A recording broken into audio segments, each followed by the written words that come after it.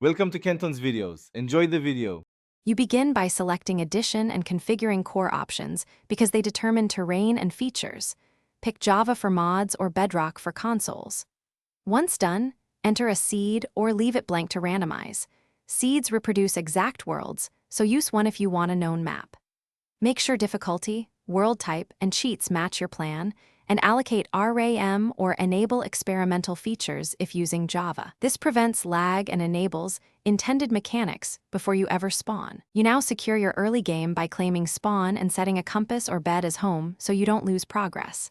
First, focus on food, basic tools, furnace smelting, and a bed to skip nights. These create a stable loop that lets you explore safely. Once stable, expand. Dig efficient branch mines for ore, build crop and mob farms for steady resources, and add simple redstone like automatic doors or item sorters to scale productivity and free time for creativity. You finalize by upgrading gear, enchanting and preparing transport to the Nether and End because these unlock late-game materials and bosses, build portals and set waypoints for safe travel. Then polish. Lay paths, add lighting, terraforming, and full-scale redstone farms so your world feels lived in and efficient.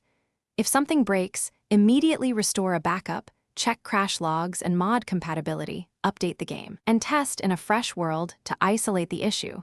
This usually fixes corrupted. Thanks for watching. Consider subscribing if we helped you.